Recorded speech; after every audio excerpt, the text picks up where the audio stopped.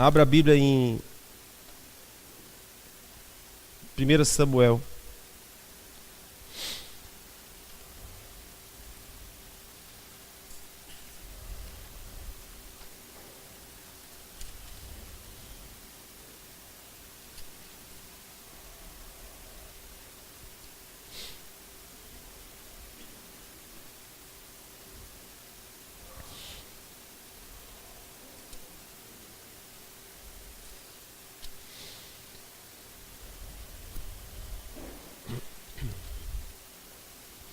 Primeiro Samuel, capítulo de número 2, versículo de número 27.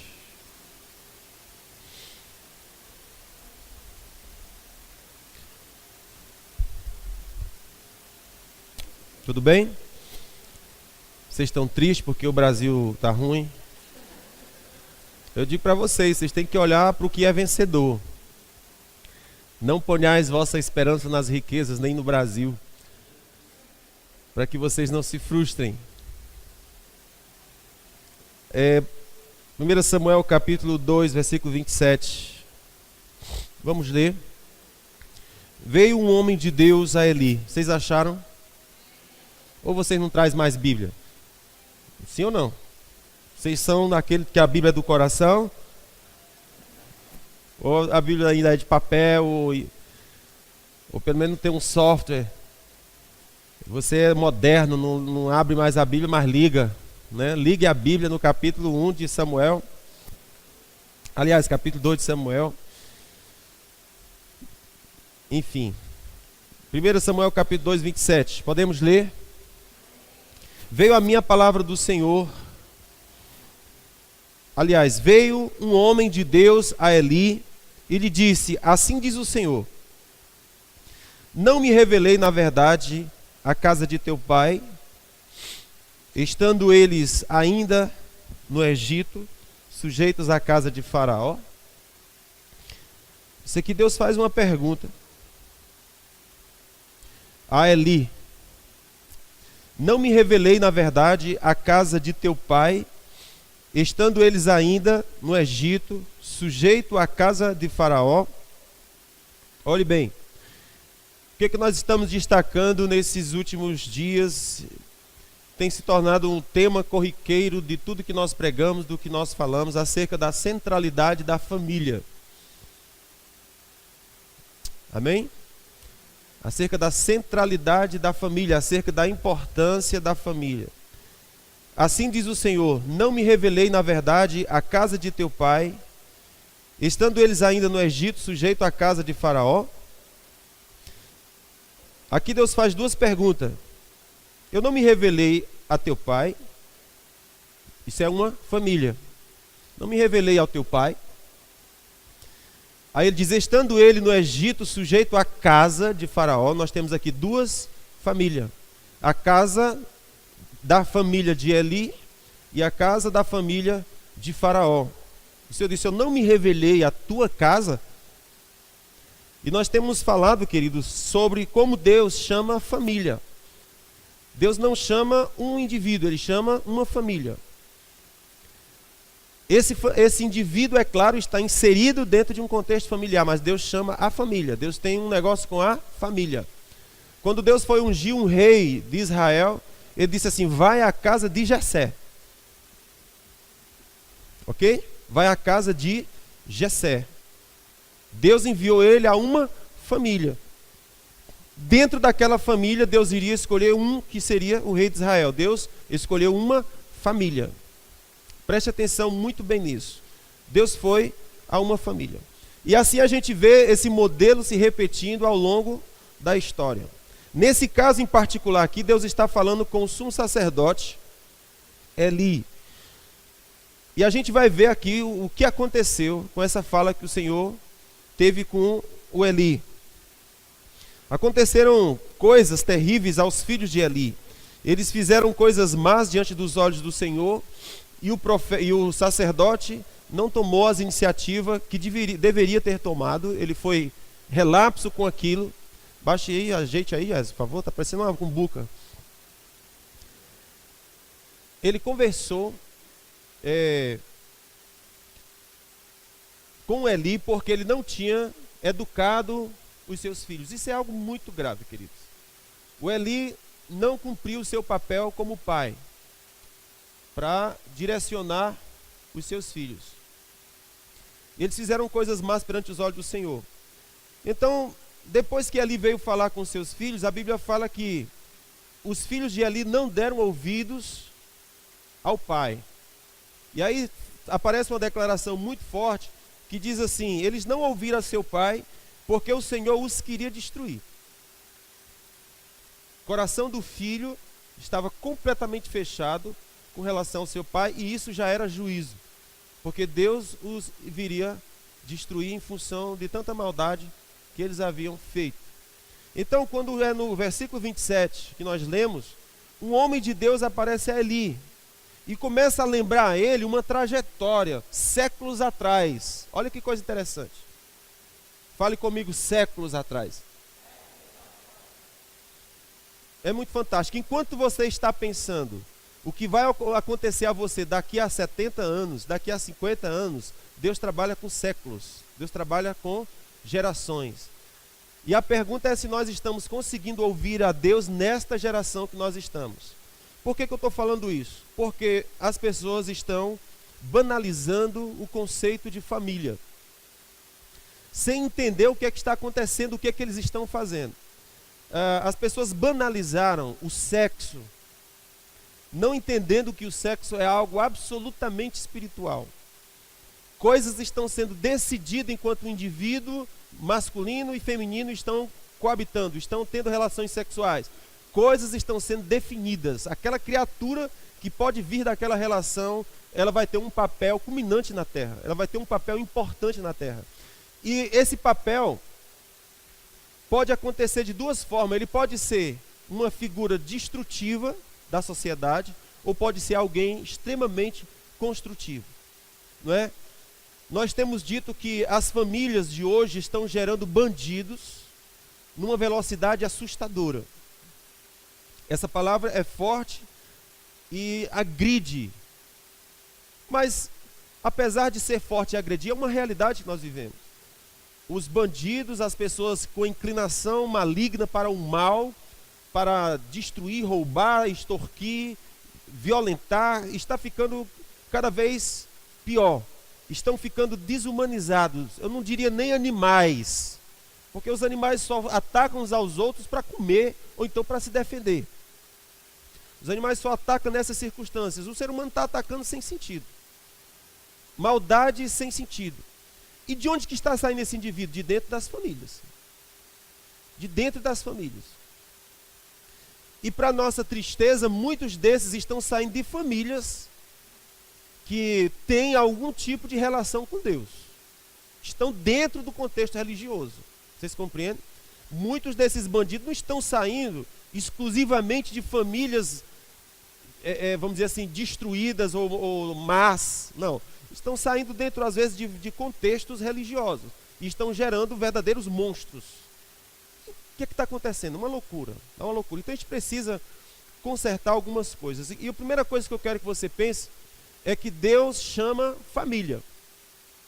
Então quando você olha para uma menina bonitinha ou para um rapaz bonitinho e os hormônios fervem, a única coisa que a gente consegue pensar é daqui a 30 minutos. Eu tenho um prazer imediato, eu tenho uma tentação imediata, eu tenho um desejo imediato, e eu quero de todos os modos cumprir aquele meu desejo. E você não entende o que você está fazendo. Há uma orquestragem, sei lá como é que é a palavra, um orquestramento, uma orquestração, uma orquestra, não é? Geracional, que ultrapassa séculos.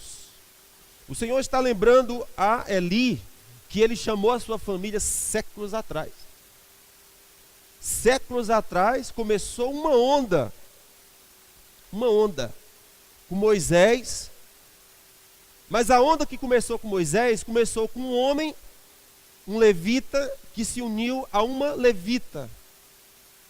Esse casal se uniu e gerou um menino formoso, chamado Moisés, e vocês conhecem a história milagrosa, como Moisés foi salvo da matança do rei. Aquele menino foi fruto da relação de duas pessoas que, pelo que é registro que a Bíblia fala, eles entendiam o que estavam fazendo, eles estavam conectados com os céus, eles não estavam fazendo sexo por sexo, eles tinham um propósito, eles estavam antenados com o que os céus estavam gerando, eles estavam construindo uma família para que Deus pudesse pegar aquela família e ser útil na terra. E a partir de Moisés começou-se uma onda.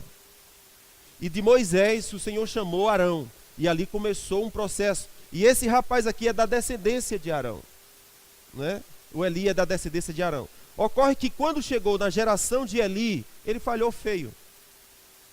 Então, quando você pensa em constituir uma família, preste muita atenção no que você está fazendo. Deus patrocina a família. Deus patrocina a relação marido e esposa. Uma construção de filhos. Há um projeto de Deus estabelecido para aquilo ali. Ok? Então veja, veio um homem de Deus a Eli e disse: assim diz o Senhor, não me revelei na verdade a casa de teu pai, e estando eles ainda no Egito, sujeito à casa de Faraó. Deus está dizendo: eu chamei vocês, eu chamei a sua família quando vocês eram escravos. Você não se lembra disso? Ok? Isso remonta a alguma coisa, porque Eli estava desfrutando coisas grandes de Deus. E ele pisou na jaca, ou seja, ele estragou um projeto que Deus havia começado. Deixa eu te contar. Nenhum homem, nenhuma mulher é confiável enquanto ele não for tentado, enquanto ele não for provado. Jesus era filho de Deus, mas ele teve que passar pelo deserto. Ele teve que passar por um processo de 40 dias. Ou seja, para os projetos que Deus tem com você, você vai ser tentado. Você vai ser testado na sua índole, no seu caráter. Deus tem um projeto grande com os homens, nunca é projeto pequeno. Deus não tem projeto pequeno. Deus só tem projeto grande. Deus é mega, é master, é ultra, é plus, é top. Não tem nada de pequenininho, é sempre grande, sempre grande. Ele chega para Abraão e diz: eu vou te fazer frutificar muitíssimo, exageradamente. Eu vou te tornar pai de multidões. Os projetos dele sempre é grande. Entretanto, como vocês sabem, Deus é muito esperto. E o que é que ele faz? Ele pega o homem com um projeto grande e o coloca no Éden, um recorte pequeno do projeto grande. Vocês estão comigo? Deus chega para Adão e diz: eu quero que você domine a terra. Meu projeto com você é que você domine a terra. O projeto de Deus era mega.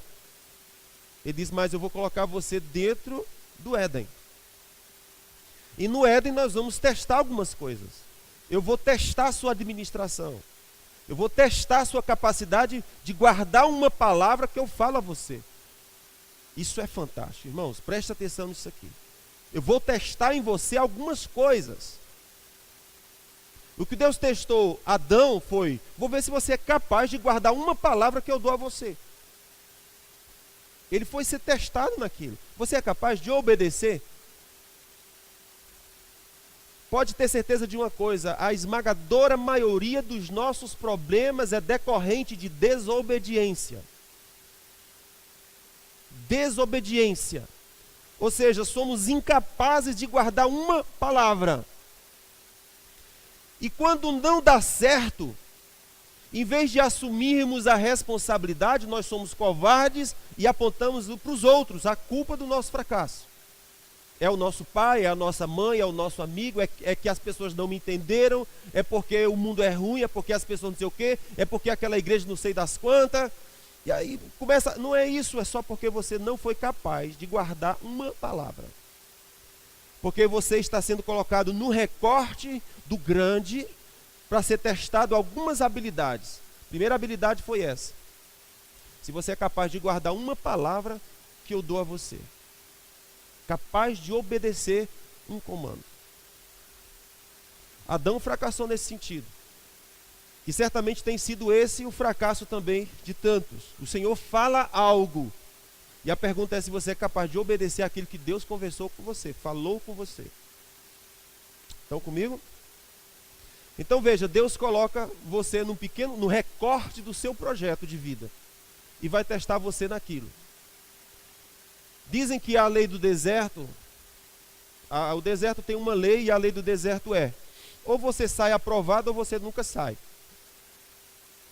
Vocês estão comigo? O deserto tem uma lei: ou você sai dele aprovado ou você nunca sai. Aquilo que era para você resolver em questão de dias, vai levar 40 anos. Vai ficar girando em torno do nada a vida inteira e nunca avança no destino do seu projeto. Por quê? Porque para você passar no projeto, ou para você passar no deserto, você tem que ser aprovado.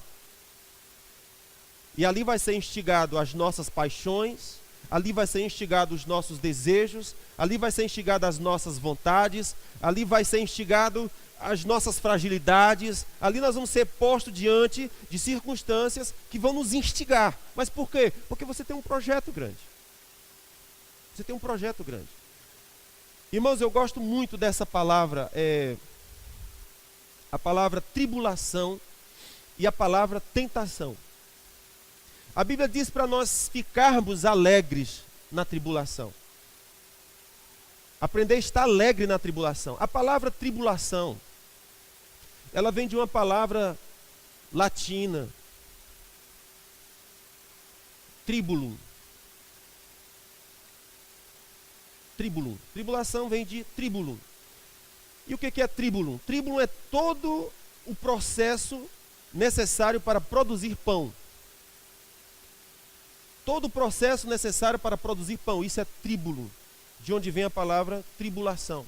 E o que é o processo de produzir pão? Todo o processo de produzir pão começa por rasgar, triturar. Você vai fazer uma plantação, a primeira coisa que se faz é arar a terra.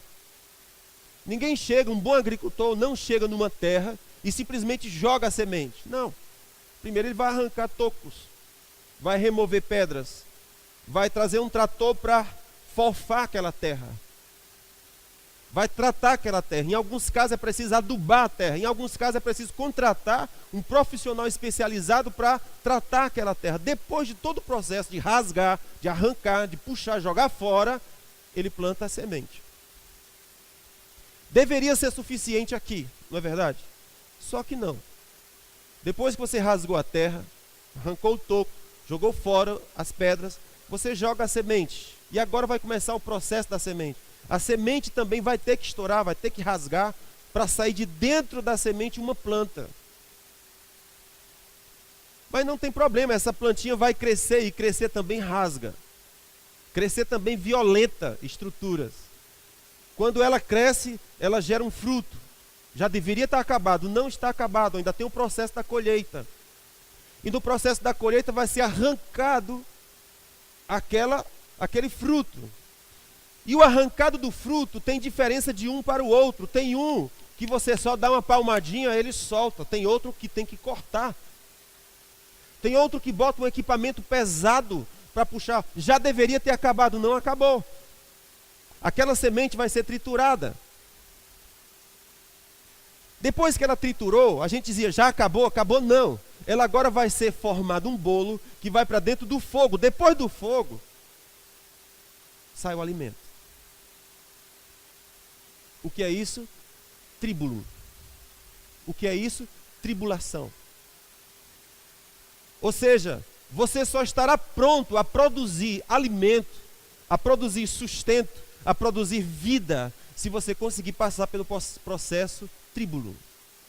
O problema é que quando o processo tribulum começa, eu desisto. Eu retorno. Eu volto atrás. Eu corro. Eu fujo. E como eu disse, o deserto tem uma lei. Ou você sai dele aprovado, ou nunca sai. Vai permanecer para sempre com seus medos, vai permanecer para sempre com as suas fraquezas, vai permanecer para sempre com seus pavores, vai permanecer para sempre a pessoa insignificante que você acha que é, impossível de realizar os seus sonhos, impossível de ser frutífero, impossível de ser extraordinário, impossível de dominar toda a terra, foi criado para ser um reles. E Deus disse, não, eu criei você para isso. Eu criei você para sonhos grandes. Entretanto, eu preciso colocar você dentro de um pequeno recorte e testar algumas habilidades. Porque o projeto que vem pela frente é grande. E você precisa estar forte para aquilo. Nós estamos falando de quê? Estamos falando de famílias. Estamos falando de família. Construir família é todo esse processo. Tribulum. Para ser pai, para ser mãe, precisa ser tribulum. Porque você vai passar por circunstâncias que vai dizer, eu não quero mais. Feito um bebê mimado. Troca de uma mulher uma vez, troca de mulher duas, troca de mulher três, e vai ficar macho quando? Vai ser cabra macho quando? Nunca. Porque se não passa pelo processo tríbulo, você nunca vai ser macho, sempre vai ser menino. E Deus não conta com menino. Deus conta com cabra macho. Deus conta com cabra que tem faca nos dentes. Que atravessa o rio a nado. Que briga com jacaré. Coisa do tipo assim. Então o processo tríbulo, nós estamos falando. Outro processo, que eu disse que amo, é a palavra tentação, que é parecido com a palavra tríbulo. A gente aprendeu sobre essa palavra tentação com o pregador já falecido, um pastorzão extraordinário, Myles Munroe. Ele dizia que essa palavra tentação, ela vem do processo de fabricação de espadas de Roma. Não é? É um processo muito interessante, porque diz que no processo de fabricação da espada, o cara que construía as espadas, ele colocava o ferro no fogo, batia naquele ferro, olhava se tinha ponto cinzento, jogava dentro d'água, olhava de novo, colocava no fogo, examinava, batia, colocava lá, examinava de novo. Enquanto ele via pontos fracos, ele não parava de bater e não parava de colocar no fogo. Depois de todo o processo, que ele batia, colocava no fogo, colocava na água, olhava de novo, olhou todo aquele processo e viu que não tinha mais falha, ele dizia, a espada está concluída. Esse processo é chamado de tentação. Ou seja, o que é o processo de tentação? Estruturas internas estão sendo trabalhadas, porque existem fragilidades. E o processo do fogo, pancada, água, fogo, pancada, água, exame, fogo, pancada. Esse processo é o processo até que não haja mais falha. Depois de todo esse processo, o artesão colocava, registrava o seu nome na espada, porque quando o soldado fosse para a guerra, a espada não podia quebrar. A espada tinha que resistir o combate, porque da resistência da espada dependia a guerra. Da resistência da espada dependia a vida do próprio soldado. Dependendo da resistência da espada, existia todo um projeto de domínio e governo por trás daquilo, de uma espada. Então, quando a espada estava pronta, o artesão registrava ali o seu nome. Se ela quebrasse, havia como saber quem foi esse desgraçado, que não passou pelo processo de tentação como deveria ser. Ele pulou uma etapa. E por causa da etapa pulada e não vencida, o prejuízo posterior foi incalculável. Vocês estão comigo? Então o que é isso aqui? Família. O Senhor chama Adão e diz, eu tenho um projeto mega com você, mas vou colocar você no Éden. Para quê? Para ser testado. Projeto família é um projeto para cabra macho e mulher fêmea. Não é para quem quer fazer sexo. Porque, desculpa, eu gosto de sexo, sexo é bom, sexo é vida, tudo certo. Mas eu estou falando que a motivação que está por trás é muito maior do que isso, é um projeto muito maior do que isso. Vocês estão comigo? Então veja bem, a família é o local que nós vamos ser colocados para ser posto à prova. Ser posto à prova. A frase do Martim Lutero. Criticavam ele porque Martim Lutero se casou. E diziam que Martim Lutero tinha se casado porque ele era um promíscuo, alguma coisa do tipo. Na época, o casamento não era cultuado.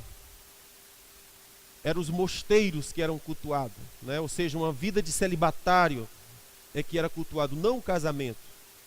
Só que Martim Lutero, uma das descobertas fantásticas, Martim Lutero é ovacionado em função da pregação da salvação pela justiça. Mas a contribuição de Martim Lutero foi mais do que isso. A contribuição de Martim Lutero foi a restauração do conceito família. O conceito família, ele restaurou isso. Então, quando perguntaram para ele acerca da família, do monastério, ele disse que 1 ano de casamento valia por 10 anos no monastério. O santificou por 10 anos, 1 ano vivendo com uma mulher, o santificou por 10 anos vivendo no monastério. No monastério você está vivendo sozinho. É você com você mesmo, é você com seus conflitos. Você casa, você vai viver com os seus conflitos e com os conflitos do seu parceiro. Então tem que ser cabra macho e mulher fêmea. Então Martim Lutero bastou 1 ano, meu filho, 1 ano. Fique 1 ano com uma mulher. E você vai ver o que acontece com você, queridão. Né? Você vai mostrar se você é crente, cabra macho, viva com uma mulher e seja homem para ela. Aí eu digo que você é maduro, eu digo que você é adulto, eu digo que você é santo. Não é? Se você consegue viver com ela e ser homem para ela, suprir a ela os períodos menstruais, não menstruais. E eu vou alegrar vocês, períodos menstruais, TPM, é bobagem. Deixa chegar a menopausa. O pessoal está atribulado e dizendo, meu Deus, tem TPM. TPM é... Deixa chegar a menopausa, você vai descobrir a mulher que há nela. Né? Você vai descobrir coisas. É outra criatura, queridos. Depois dos 40, 45, vai ver que é bom para tosse. Então, toda manga tem caroço, queridão, né? Tem caroço. Então você tem que lidar com o caroço, com sabedoria e com graça. Então Martim Lutero disse que foi santificado vivendo 1 ano com a sua esposa, mais do que 10 vivendo no monastério, isolado de tudo. Não, queridão, quer ser santificado? Vai para dentro da briga, vai para dentro do ringue. Deus não nos chamou para nos separar, Ele chamou para viver. Essa semana aconteceu um episódio muito legal mesmo. Nós temos uma criancinha na igreja, ela deve ter 6 anos, a Lelê tem quantos anos, Claudinha? 6 anos, né? Muito legal. Aí quando um certo dia lá em casa eu recebo um telefonema, pastor, de um número que eu não conhecia. Adivinha quem está falando? Não faço a menor ideia. Aí ela continuou, lá para as tantas que eu identifiquei que era a Lelê falando. Pastor, eu tenho uma denúncia a fazer. E o que é? A dona Neném, a minha avó, que tem 70... A minha avó, a avó dela que tem 75 anos de idade. Eu tenho uma denúncia a fazer. A minha avó quer ir ver o Safadão.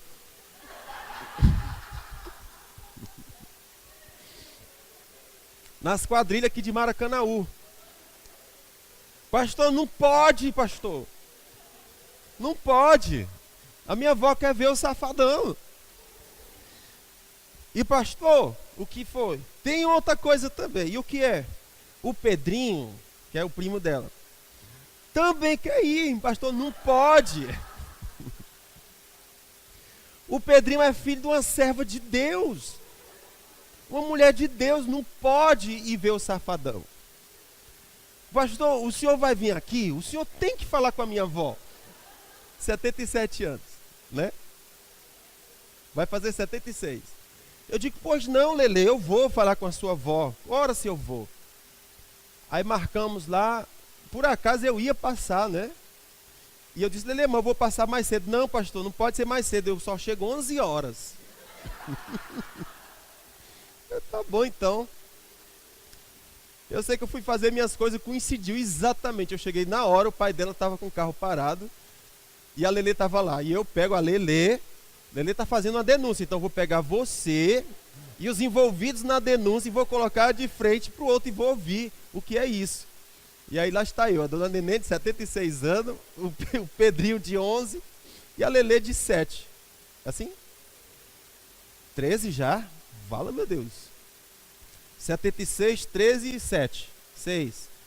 Olha lá. Lelê, e aí, Lelê? Aí ela ficou sem jeito e disse, não, é segredo. Eu vou falar só com o senhor. Eu digo, não. Você vai ter que ir falar na frente dos acusados agora o que você estava dizendo. Lelê, o que aconteceu? E ela disse, pastor, é porque ela quer ir ver o safadão. Neném, tu quer ver o safadão, neném? Aí eu escutei elas direitinho e tal. Aí a questão foi muito interessante porque eu pude ajudar a criança, né? E ela tem um sistema de fé dela, é muito rigoroso, é muito preto no branco. Aí eu disse, Lelê, mas o teu apartamento fica perto do safadão, tu vai escutar o safadão cantar também. E agora, Lelê, como é que vai ser? Eu tampo os ouvidos? Lelê, tu vai escutar, mesmo com o ouvido tampado, tu vai escutar o safadão cantar. Como é que tu vai fazer, Lelê? E ela não tinha resposta para dar, porque ela sabia que mesmo tampando os ouvidos, ela ia ouvir o safadão.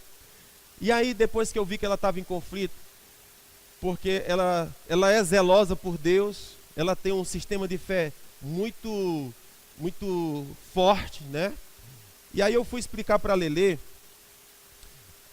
sobre a graça da garça. Lelê, você já ouviu falar sobre a graça da garça? E ela, não. Lelê, a graça da garça é assim. A garça, ela é toda branquinha e ela vive no pântano, onde tem lama. Mas ela não suja suas vestes. Ela ficou assim refletindo.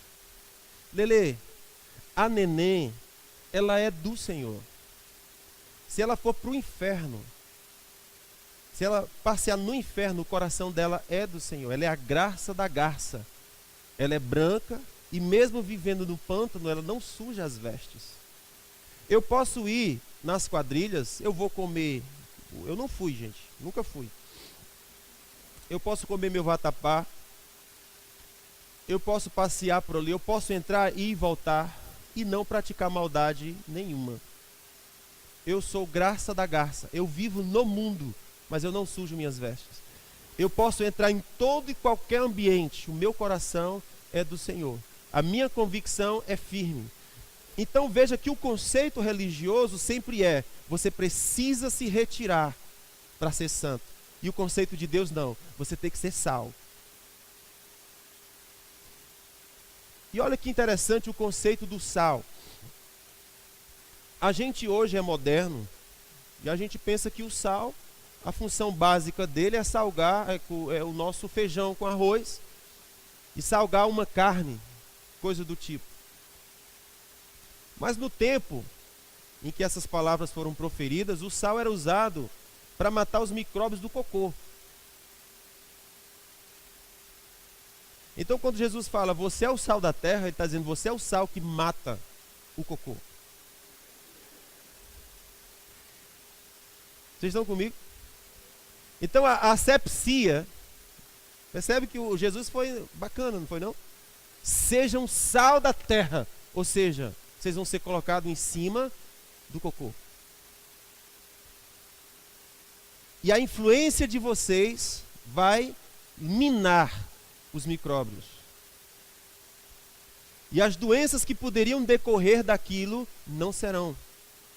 Em função de que o sal minou os micróbios daquilo que seria uma contaminação de doenças, uma proliferação de doença para a terra.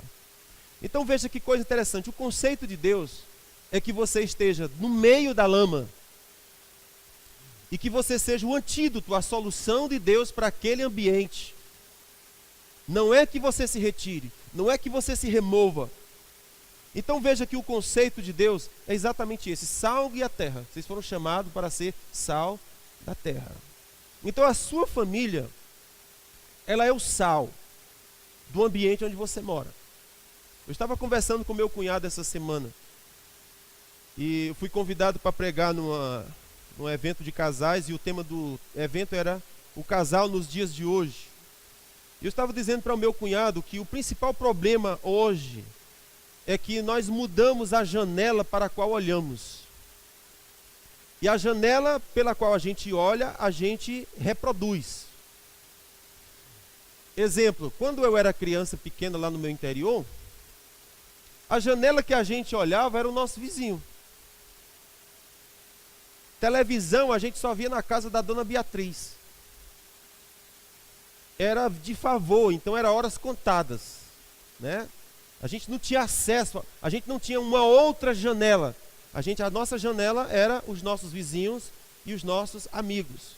E o que é que você tinha? Você tinha uma reprodução daquilo que você via. E aquilo que você não gostava, você não copiava para si.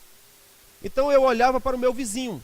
Ele morava perto e ali eu via como era que um homem tratava uma mulher. E eu podia dizer, eu quero isso para mim, eu não quero. Aquele homem é um bebarrão, eu posso escolher, eu quero isso, eu não quero. Mas o que era de coisas boas, todo mundo reproduzia. Se aquele homem era um homem generoso, era natural que os outros também fossem. Se aquele camarada emprestava 1 quilo de café, e quando o outro necessitasse me pedisse, eu também tinha um café para dar. Era feio não dar. Por quê? Porque eu tenho uma janela que eu olho e eu tenho como referência. Passaram-se os anos. Eu voltei lá no interior, 20 anos depois. Quando eu cheguei lá era outra coisa. As meninas não eram mais a mesma. Era mais atirada do que as meninas da cidade. No meu tempo a gente tinha um conceito de que se você quisesse menina direita, vá para o interior. Hoje não vai mais não, que não funciona. Não funciona. E o que aconteceu? Parabólicas em tudo quanto era casa. Podia não ter outra coisa, mas uma parabólica tem, do tamanho do mundo. E o que aconteceu? Eles deixaram de ter uma janela que eles olhavam antes para agora olhar uma janela que alguém está dizendo a eles como pensar, como ser, como vestir, como pensar, enfim, no que crer, no que comer, como ser, o que é bonito, o que é feio. Alguém está dizendo para eles, eles estão assimilando e reproduzindo aquilo. Então o problema que a gente vê hoje, basicamente é isso, uma reprodução. Estão comigo? Então a graça da garça, se você entende isso, você entra em todos os ambientes. Não é um religioso chato, insuportável, apontando o dedo na cara de todo mundo. Você não é esse religioso, mas você é alguém que as pessoas podem olhar e dizer, cara, que bacana, que massa, que legal. Vale a pena ser como essa pessoa. Há uma janela, apesar de haver uma janela gigantesca que prega para você todos os dias, há uma pequena janela perto de você que inspira. O modo como ela é em família, o modo como ela é como gente, etc, etc, etc. Ok? Então veja que o convite de Deus não é tirar você, mas é que nesse ambiente você seja sal na terra. Ok? Muito bem. Deixa eu terminar, vem cá, louvor. Você entende que Deus chama família?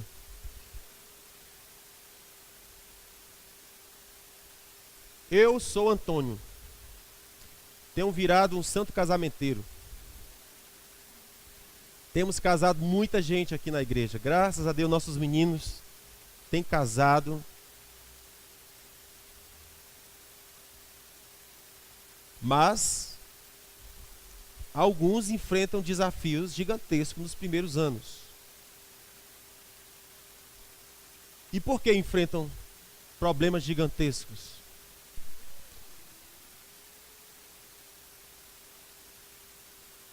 Porque eles não entenderam o que fizeram. Achavam que estavam brincando de fazer sexo, legalizar sexo. Família é mais do que uma legalização de sexo. Vocês estão comigo? É mais.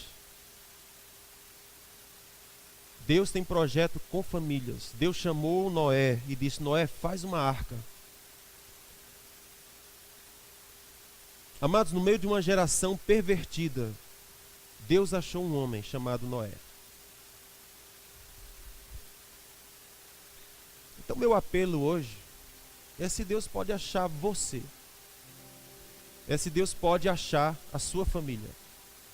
Hoje nós enterramos a minha sogra, mãe da minha esposa, aos 82 anos de idade. E nós tivemos ali um misto de sentimentos. Choro, ao mesmo tempo contentamento, ao mesmo tempo alegria, porque a vida seguiu um ciclo normal. Não foi a mãe que enterrou os filhos, foram os filhos que enterrou sua mãe. A sua mãe construiu uma história, o seu útero gerou bons homens e boas mulheres, que está gerando excelentes netos, que estão nesse local que eu falei para vocês de tentação, porque muitos são chamados, poucos são os escolhidos. Por quê? Deus faz acepção? Não. O problema é que na hora do teste, os que foram chamados desistem. E quem são os escolhidos? Os que saíram do deserto. Os que saíram do deserto. Nós estávamos lá, tivemos a grata surpresa de ter a presença do Marcelo e da Leila, que foi meu último patrão, e é patrão hoje de Carla e Davi, algumas pessoas que trabalham aqui. Meu irmão chegou perto e disse assim: cara, tu emprega quase toda a família Moura na tua empresa. E o meu irmão estava elogiando ele: você é um cara fantástico. Ele disse: não, eu não sou fantástico não. Eles são fantásticos. Eles fazem resultado. Eu não sou patrão bom. Eles produzem resultados e eu ofereço a oportunidade. Percebe? Então eu estava dizendo, é uma parceria. Se essas pessoas não produzirem bons resultados, não tem como ser bom patrão. A mesma coisa ocorre com Deus. Se você não passa pelo deserto, Deus diz: eu não posso fazer muita coisa, porque muitos são chamados, mas e os escolhidos, aqueles que venceram?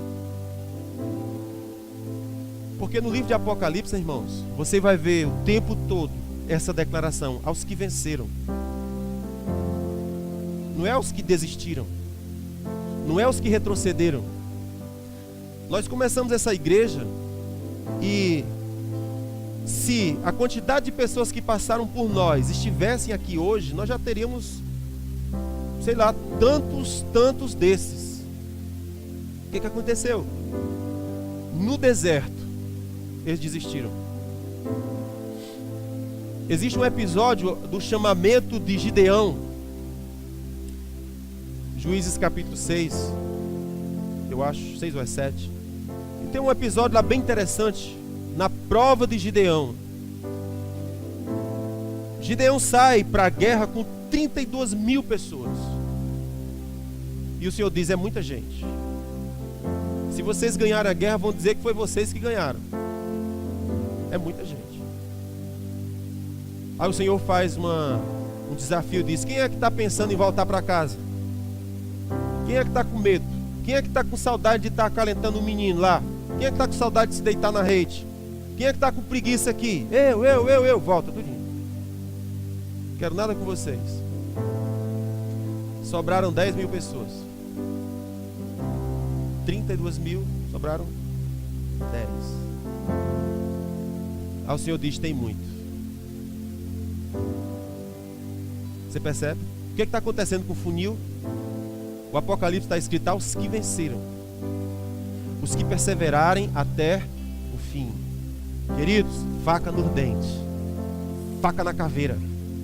Você vai pedir para sair? Porque as coisas vão apertar, vão bater na sua cara. Você vai fazer flexão até esgotar. Vai pedir para sair? Não, tem peninha de mim, porque eu sou fraquinho. Queridão, faca na caveira, o que você quer?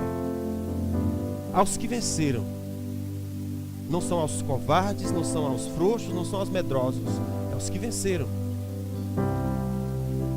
Aí o Senhor diz: tem muita gente, manda o povo beber água. Aí o povo se aproximaram do poço, da água, e foram beber. Aqueles que olharam para a água e levaram a boca à água, o Senhor disse: volta todo mundo. Os que olharam para cima e levaram água à boca, o Senhor disse: eu quero esse daí. Quando você olha para baixo, você vai ver o reflexo seu na água. E você vai dizer: eu não posso, eu não consigo, não vai dar, eu sou medroso, eu sou covarde. Você vê o seu reflexo. Os que olharam para cima tinham todas essas coisas, mas eles olharam para cima. A imagem que começou a produzir na mente deles é outra. Eles tinham as mesmas coisas que todos tinham, as mesmas fraquezas, os mesmos fracassos, os mesmos medos, as mesmas humanidades, as mesmas famílias, as mesmas condições financeiras, mas eles olhavam diferente. Eles tinham uma perspectiva diferente, eles tinham um olhar diferente, eles tinham uma visão diferente. O Senhor disse: eu quero esses daí. Sobraram 300. Aí você diz: impossível vencer esse desafio enorme que nós temos pela frente com 300 pessoas. O Senhor disse: se eles olharem para cima, não. Não será impossível. Vai acontecer. E como o Senhor falou, assim aconteceu. Os inimigos ficaram apavorados. Enfim, a história teve um desfecho extraordinário. Mas o que eu quero destacar para você é exatamente esse detalhe. Você foi chamado para constituir uma família. Não seja irresponsável. Vai vir medo, vai vir testes, vai vir provas. E a pergunta é: para onde você está olhando? Você está olhando para você? Você está olhando para as suas fragilidades? Você está olhando para um projeto que eu tenho com a sua família? Uma onda começou a se formar na sua família. Agora eu pergunto: você vai querer repetir os mesmos erros dos seus pais? No seu casamento, na sua família? Ou você vai começar uma construção? Porque o Senhor lembrou para Eli: você se lembra? Eu te chamei quando você era escravo. Eu te chamei quando você era escravo. Eu te tirei de um ambiente de escravidão e eu te fiz crescer e eu te fiz avançar. Eu fui com os teus avós, eu fui com os seus tataravós, eu fui com as suas gerações. De geração em geração eu tenho visitado a sua família. Começou com Moisés, e o Senhor entrou naquela raiz genealógica daquela família e passou de geração em geração. A Bíblia fala que o Senhor visita até 1000 gerações aqueles que o amam. Então na sua família hoje começa uma onda. Não interessa se seu pai foi um sacana, não interessa se sua mãe foi uma prostituta, não interessa o que aconteceu antes. O que interessa é que Jesus entrou na sua história e raízes de iniquidade são removidas e uma nova história começa a ser construída. Você não tem que reproduzir o alcoolismo na sua família. Você não tem que reproduzir o consumo de drogas na sua família. Você não tem que reproduzir o adultério na sua família. Você não tem que reproduzir o aborto na sua família. Você não tem que produzir as mazelas do passado. O Senhor entra na sua raiz genealógica e o Senhor arranca.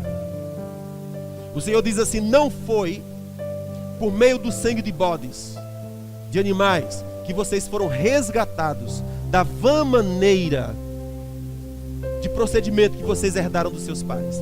O Senhor fala: você foi resgatado pelo sangue de Jesus. Do procedimento, da herança que os seus pais trouxeram, você foi arrancado por meio do sangue de Jesus. Então começa em você uma nova história. Então olhe para sua esposa e diga assim: você é santa. Olhe para o seu esposo e diga: você é santo. E vocês sabem o que significa santo. Santo significa separado para uso. Santo significa consagrado para uso. Então sua esposa, seu esposo, seu namorado, sua namorada não é uma prostituta, não é um prostituto. São duas pessoas separadas para o Senhor. E Ele vai poder entrar na sua relação íntima e produzir filhos milagres, produzir resposta de Deus para essa terra. Resposta de Deus para essa terra. Lembre-se de quando eu lhe chamei. Onde você estava? Quem era você? Porque porque eu vou visitar suas gerações. Lê esse texto aqui. Eu li só um versículo, mas lê esse texto porque ele é extraordinário. É extraordinário. O Senhor fala sobre levantar famílias e ser com aquela família, enriquecer aquela família, prosperar aquela família, entrar na raiz genealógica daquela família e mudar a história. Amém? Que o Senhor vos abençoe.